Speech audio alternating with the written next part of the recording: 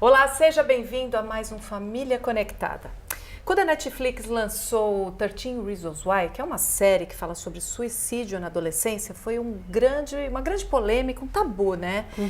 Como os pais devem tratar esse assunto com os filhos? Eu tive amigas que deixaram os filhos assistirem, outras amigas que não. Como a gente trata esse assunto, que é um assunto tão chato, difícil de lidar, né, Má? Sim, na verdade, acho que é uma questão que começa, é anterior à série, né? A gente já considera como um tabu falar sobre saúde mental. Infelizmente, é um assunto super estigmatizado, não só no Brasil, mas no mundo, e isso acaba dificultando muito o acesso ao tratamento adequado. Então, a série, a gente não vai julgar se ela é correta ou não, mas acho que ela traz para o cenário atual uma discussão muito importante, que é o cuidado que a gente precisa ter com a saúde mental. E junto também veio a Baleia Azul, que era aquele desafio mortal, né, entre os jovens, que foi uma febre. E parecia, né, as duas coisas aconteceram simultaneamente. No consultório, as pessoas ficaram enlouquecidas, ligando, mandando e-mail e querendo saber, peço para o meu filho assistir, eu proíbo. Mas eu sempre levo em consideração o que, de fato, esses assuntos trazem de proveitoso para que a gente consiga iniciar uma conversa a partir disso, né? Então, por exemplo, quando a gente pensa que, segundo dados da Organização Mundial de Saúde, até 2020, ou seja, daqui a 3 anos, a depressão será a doença mais incapacitante do mundo.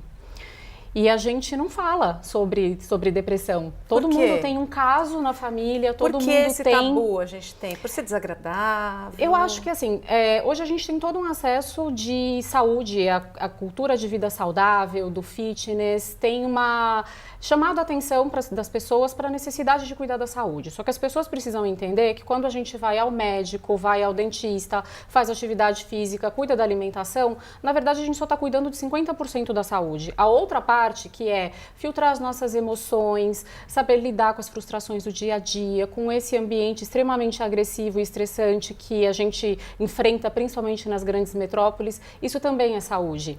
E as pessoas acabam negligenciando isso, porque o que acontece? Com a saúde mental, a gente tem uma falsa crença de que a gente vai dar conta. Então, quando a gente tem uma dor de dente, a gente não fica esperando a dor de dente passar ou ter a força de vontade para que essa dor seja curada. A gente corre imediatamente para um consultório para resolver o problema. Com a saúde mental, a gente tem uma falsa crença de que a gente vai dar conta.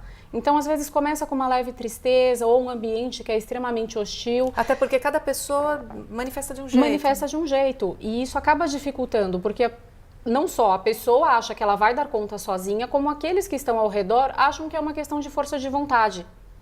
E isso acaba dificultando o acesso ao tratamento. E no jovem, no adolescente, a gente acha que é coisa da idade, né? Principalmente, é um momento na adolescência, então, que muda muito o jeito de conversar com a família, né? Parece que o adolescente fala uma língua e os pais falam outra língua. Isso acaba dificultando, porque aí você não sabe o que é uma mudança de comportamento típico da idade e o que é um quadro que pode caminhar para uma depressão, um quadro ansioso, uma síndrome do pânico. Mas o principal a gente precisa trazer a questão da saúde mental para a cena. A gente não pode deixar no bastidor, achar que é bobagem, que vai dar conta de se virar sozinho e resolver, porque existe ajuda especializada para isso. E tem gente que acha que falar sobre isso dá ideia para as pessoas? Isso não existe. É um mito absurdo, é muito falso, porque é o contrário disso. Nos casos de suicídio, por exemplo, a cada 40 segundos uma pessoa se mata no mundo. Então, enquanto a gente está conversando aqui, algumas pessoas já tiraram a própria vida. E para um profissional de saúde, não tem nada mais doído do que a gente perder um paciente que a gente poderia ter evitado a morte dele, né? Então, em 90% dos quadros de suicídio, eles decorrem de algum transtorno emocional que não foi devidamente tratado. Então, a gente tem uma parcela da população que, sim, tem um transtorno psiquiátrico e uma tendência suicida, e a gente precisa realmente cuidar disso no consultório, com psicoterapia, com medicamento, muitas vezes. Mas tem uma parcela que os sintomas vão se acumulando e é como uma panela de pressão mesmo, né? Que a pessoa vai funcionando no limite máximo e chega uma hora que ela explode. Quais são esses sintomas? Muitas Pensado vezes... de uma maneira genérica, né? Tá. Aqueles acontecem mais. É, porque às vezes as pessoas acham também que o suicídio ele fica muito relacionado a uma causa. Não tem uma causa específica, na verdade é um conjunto. Não é o adolescente que termina com a namorada não que é o repete adolescente, de ano? não é o adolescente que termina com a namorada, não é a série da Netflix que vai influenciar, Dá porque ideia. nos dois casos, quando a gente pensa no Jogo da Baleia e na série da Netflix, na ocasião eu conversei com alguns adolescentes perguntando, mas o que vocês acham disso? Eram adolescentes saudáveis, eles falaram, nossa, que bobagem. Uns nem se interessaram por assistir a série. Então, acho que o que chama muito a atenção é se a série e o jogo causou toda essa repercussão, significa que a gente não está olhando com cuidado para onde a gente deveria olhar. E isso é o primordial. E para onde a gente tem que olhar? Em que momento, assim, se a gente pensar nessa parte prática? Meu filho está fazendo alguma coisa que é um sinal de alerta. Quais são esses sinais de alerta? Vamos lá. Na verdade, é um conjunto de sinais, né? Então, você, convivendo com o filho, você sabe qual é a personalidade desse indivíduo, se é uma pessoa mais retraída ou não, mas existem algumas situações que a gente consegue identificar. Por exemplo, se ele começa a ficar agressivo do nada, se existem alterações de humor muito bruscas, impulsividade, dificuldade em lidar com as suas emoções, tristeza, o choro repentino. Fala, muitas vezes o adolescente começa a verbalizar de que a vida não tem sentido, talvez fosse melhor que eu não existisse. São falas sugestivas de que alguma coisa está acontecendo e que a gente precisa olhar.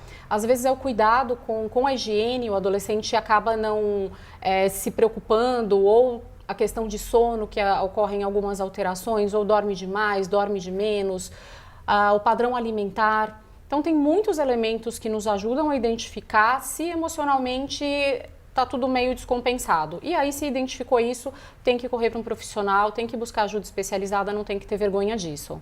E os pais têm que estar atentos a esses sintomas em casa, né, doutora? A escola Sim. também, né? Sim, porque a gente hoje, né, nós temos casos de bullying, cyberbullying, muitas situações que não existiam no passado e que a gente também tem que considerar que pode ser um fator de risco para a vida do jovem, do adolescente. Pode ter tido um aumento por causa da tecnologia? Tem algum estudo que fala sobre isso? Existem estudos que falam de um aumento progressivo, né? Nos últimos 30 anos no Brasil, acho que aumentou em 10%, 12% mais ou menos os índices de suicídio entre jovens. Em 2014 foram quase 3 mil números de casos de suicídio. Mas a gente também tem uma dificuldade muito grande em identificar os casos de suicídio, porque nesses dados só entram aqueles casos típicos de enforcamento, pular de prédio, coisas assim. A gente nunca vai saber se, por exemplo, um acidente automobilístico, uma situação de um afogamento, por exemplo, a gente não tem muito como mensurar se isso é um acidente ou se foi provocado. Então, talvez esses números, muito possivelmente, né, na verdade, eles são números até mais altos. E a família esconde também? Costuma esconder quando acontece um caso assim, esse extremo? Sim, na maioria das vezes sim, né? Porque primeiro que é muito doído e fica uma sensação de que, poxa, nós poderíamos ter feito algo e não fizemos. Né? Porque a família toda entra nesse processo, né? É a família, e daí eu acho que triste. vale a pena a gente chamar a atenção não só para o cuidado com a saúde mental do jovem, do adolescente, da criança, mas também dos pais, que entram nessa dinâmica, né? Porque tem que sustentar a família, tem que pagar escola, tem que prover o que é melhor para esses filhos, e os próprios pais acabam negligenciando a sua saúde mental, a sua saúde emocional. Existem algumas ferramentas nas redes sociais para detectar se a pessoa está pensando em suicídio? Na época da série, até o Facebook lançou uma ferramenta muito legal, que ele fazia algumas perguntas para o usuário, né, para o dono da página, do perfil, e através disso existia um encaminhamento para um número de CVV, para sites onde a pessoa pode buscar ajuda. A questão das políticas públicas, como que é tratado isso? Políticas públicas e na medicina. Você acha que tem um avanço?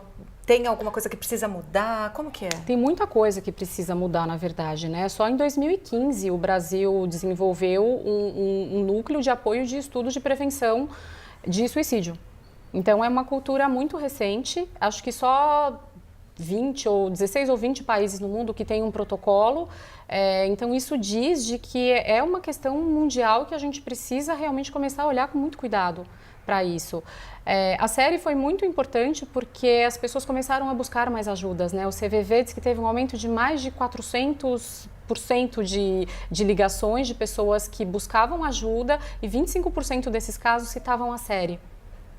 Então, a gente é necessário que sim, sejam criadas políticas públicas. Nós temos algumas iniciativas como o Janeiro Branco, o Setembro Amarelo, que são iniciativas de profissionais da área da saúde que buscam chamar a atenção para a questão de saúde mental, mas a gente ainda está muito longe de programas, de políticas adequadas para tratar sobre o tema. Então, eu gosto de sempre encerrar o vídeo falando de dicas práticas para os pais. Então, observar os filhos, né, Mar? É o principal. Sim, observar e não ter medo de falar com os filhos, né? Não subestimar a capacidade desse adolescente, dessa criança e principalmente acolher. Né? Acho que ninguém se o jogo, se a série, seja lá o que for, se está chamando tanto atenção, o que está acontecendo? Por que está sendo tão... por que é tão difícil conversar sobre isso? E o adolescente às vezes se sente retraído porque ele não se sente seguro em compartilhar com o familiar aquilo que ele sente. E tratar com naturalidade? Tratar com naturalidade, porque às vezes ele acha que, mas eu vou falar, vão achar que é frescura, vou ficar de castigo, vou ser punido de alguma forma, vão banalizar.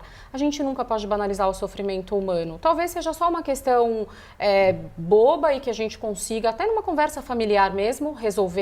Às vezes não, fica um alerta importante, então procure um psicólogo, se necessário procure um psiquiatra, temos medicamentos muito seguros hoje em dia, ninguém mais fica dependente de remédio ou desenvolve outras síndromes e transtornos por conta do uso de medicação psiquiátrica, então existe tratamento, mas a gente não pode seguir com esse tabu porque é ele que acaba dificultando toda a busca por recursos. Informação nunca é demais, né, Mar? Por isso que a gente está aqui. É verdade. Bom, esse foi mais um Família Conectada. Não se esqueça de nos acompanhar também nas redes sociais, a nossa página do Facebook, nos seguir no Instagram e, lógico, se inscrever no nosso canal. É isso aí, até a próxima. Tchau.